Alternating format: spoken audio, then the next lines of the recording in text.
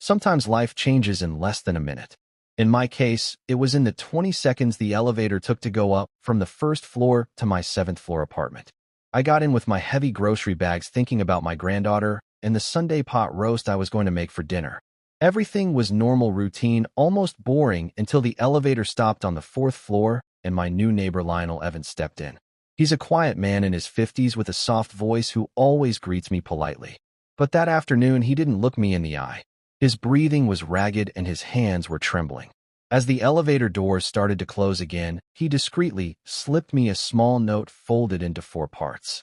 His fingers brushed mine, and I knew something was terribly wrong. I looked up to ask him what was going on, but he just moved his lips and whispered, "Don't say anything." I opened the note without thinking. It said, "Fake sick and get out of here fast."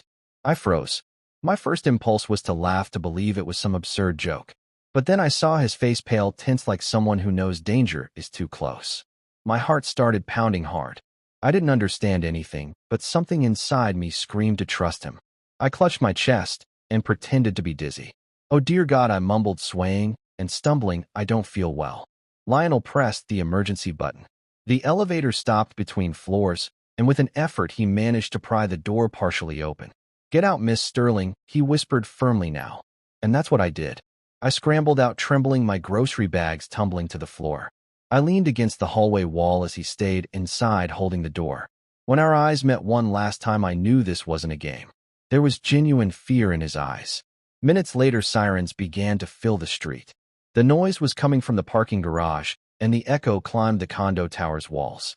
From my window, I saw police cruisers and an ambulance arrive. Neighbors started spilling out of their apartments. Alarmed, someone yelled that the elevator was stuck between floors. Someone else said there was blood. I didn't understand any of it.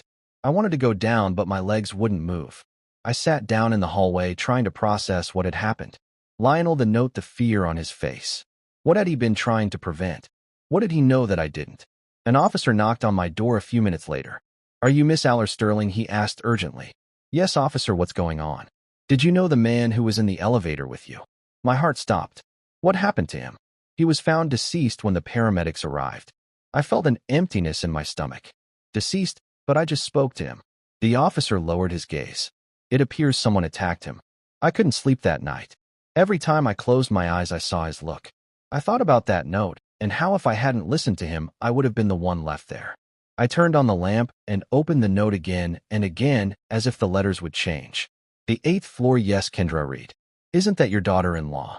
I didn't answer. I just nodded, trying not to let the trembling in my hands show. I returned to my apartment with my mind spinning. Lionel, the note, the murder, the accountant. Everything was starting to connect, but I still didn't understand how. That afternoon, I decided to go to my son's apartment. Darius greeted me with a tired smile. "Mom, what a surprise. Come in, please." The house was spotless, as always, almost too perfect. The faint smell of perfume drifted through the air, Kendra's scent, elegant but cold. A few seconds later, she appeared at the top of the stairs, wrapped in a silk robe, her hair perfectly brushed, as if she had been expecting someone else, not me. "Nice to see you, mother-in-law," she said with that slow, practiced smile that never reached her eyes. Her tone was sweet, but her eyes were sharp. I forced a polite nod. "Kendra, I hope I'm not interrupting anything." "Of course not," she replied, gliding down the steps like she owned every inch of the silence in that house. Darius motioned for me to sit. "Mom, can I get you some tea?" I nodded, but my mind wasn't there. My eyes followed Kendra's every move. The way her hands lingered on the table. The way her smile vanished the moment Darius turned his back. I remembered the officer's words echoing in my head. "The 8th floor, Kendra Reed." Was it just coincidence, or had Lionel's warning somehow led me here? Kendra's voice pulled me back. "You look pale. Is everything all right?" "I just haven't been sleeping well," I said softly. She leaned closer, her perfume filling the space between us. "You should take care of yourself, dear. You never know when things might happen." Her words hung in the air like a slow drop of poison. Darius came back with a tray, smiling nervously, and the tension in the room wrapped tighter around us. I looked at my son, tired eyes forced calm. And for the first time, I wondered what he wasn't telling me. What secrets were buried in this perfect house? And why did Kendra's smile make my heart race with fear? "Save my life, I just need to understand why." Ethan nodded, closed the door, turned on the screen, and began to play the images. The video showed the fourth-floor hallway. Lionel entering the elevator, then me, and then nothing. The recording stopped just before he handed me the note. See, Ethan said there's a 5-minute cut. And who can access those recordings? Only the building manager and, well, some owners if they request authorization. Owners like who, for example, Miss Kendra Reed. My heart skipped a beat. My daughter-in-law. Yes, she requested access 2 weeks ago to check on a supposed theft in her apartment. I didn't say anything. Ethan kept searching through the files and found something else. Look at this, he said, zooming in on the image. In the 8th-floor hallway, barely 1 hour before the crime, Kendra could be seen entering the building with a large black tote bag. 10 minutes later, she was running out. Could you make me a copy of this? I asked him. Of course, but please be careful. Ma'am, not everyone in this building is who they seem. That afternoon, I returned home with the USB stick in my pocket. I looked at it as if it were a ticking bomb, proof that something terrible had been right in front of me without my seeing it. I turned on the computer and reviewed the recording again and again. There was Kendra, her hurried walk, her face hidden behind dark sunglasses, the bag pressed against her body, and something else. As she left the building, she looked up toward my window. Fear mixed with anger. If Lionel was connected to my husband, and Kendra had been in the building that day, then it hadn't been a random murder. It had been a failed warning. And I had been the original target. I decided to keep the evidence in a sealed envelope along with the note Lionel had given me. I hid them in the false bottom of a drawer. But that night someone broke into my apartment. The noise woke me up around 2 in the morning. It was a faint sound, almost imperceptible. The creak of the floorboards in the living room. I got up without turning on the light, barefoot, my heart pounding 1,000 beats a minute. From the darkness, I saw a shadow move near the desk. I couldn't distinguish who it was, but I saw the slender feminine silhouette, and in their hands something metallic glistened. A key. I hid behind the door and waited. The shadow opened the drawer, fumbled clumsily, and then hurried out. When I dared to look, the envelope was gone. I went out into the hallway, but no one was there. Only the scent of expensive perfume. The same one Kendra had worn since she married my son. The next morning I called her. Kendra, I need to talk to you, I said calmly. I'm busy right now. It will be quick, it's about Lionel. There was silence on the other end of the phone. What does that man have to do with me? She asked, her voice tense. You tell me. She hung up. That night fear turned into determination. If someone had stolen the evidence, it meant I was right. It meant someone was afraid of what I knew. And that person didn't just want to cover their tracks. They wanted to silence me. I called Ethan again. I need you to copy the entire system, all the recordings from the last 3 weeks. What's going on, ma'am? He asked. The same thing that happens when the truth starts to come to light. Fear changes owners. A few hours later, I received an anonymous text message on my cell phone. Don't look anymore, your curiosity will kill you, just like Lionel. The number was unknown. I looked at the screen, my hands trembling. I felt a cold current run through my body. I deleted the message and turned off my phone. I stared out the window toward the 8th floor where the light in Kendra's apartment was still on. Behind that window, I knew someone was watching me too. Someone who was no longer afraid to get their hands dirty. And that night, I made up my mind. If they wanted to silence me, they were going to have to hear me scream first. The truth doesn't arrive all at once. It filters in slowly like water through a crack until it finally soaks everything. And when it's too late to stop it, you realize that what you thought was your life was actually a stage where others pulled the strings. After the anonymous message, I knew I couldn't trust anyone. Kendra didn't answer my calls. Darius, my son, still didn't suspect a thing. And Lionel was still dead. But in every corner of this house, something told me that his story wasn't over yet. That morning, I went to my husband's study. I hadn't gone in there since his death. The air smelled of old paper and wood. On his desk, covered with a layer of dust, were folders in his unmistakable handwriting. I opened them one by one until I found a sealed envelope with my name on it.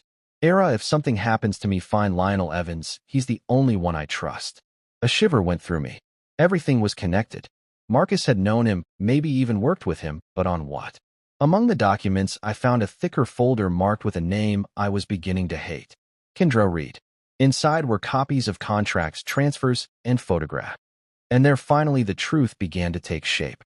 My husband had discovered before he died that Kendra and her family had used shell companies to siphon money from the family assets. Lionel, who was then working as an auditor, had been his secret collaborator. When Marcus became ill, he wanted to report everything, but he didn't get the chance. He died in a car crash and accident I was now starting to doubt. Rage coursed through my body like fire. For years I had believed my husband's death was a cruel twist of fate. But now I understood that someone had pushed him toward that fate. Kendra, the woman who married my son for convenience. The one who smiled while robbing me. The one who perhaps killed my husband and then wanted to get rid of me. My hands trembled. For a moment, hatred blurred my vision. But I took a deep breath. If I learned anything in life, it's that rage without intelligence is a weapon that shoots itself. And I wasn't going to make that mistake. I called Ethan. "I need your help again, son." "Did you find something?" he asked. "Too much, but I can't prove it alone." I asked him to come over that night. He brought his laptop, and together we reviewed the system backups. "Look at this," he said, enlarging one of the recordings. "The night before the murder, someone entered the building manager's office. Can you zoom in more?" Ethan adjusted the image. Kendra's face appeared clearly illuminated by the computer screen. She was taking out a USB drive and replacing it with an identical one. "She's tampering with the recordings," he whispered. And not just that, I said, "she's erasing her own trail." I spent the rest of the night sitting in the living room with the lights off, watching the illuminated window on the 8th floor. Kendra still didn't know I had the evidence I needed, and that gave me a small advantage. The problem was Darius. My son continued to defend her blindly. The next morning I called him to talk. "Son, I need you to listen to me without interrupting." "Mom, not again with this.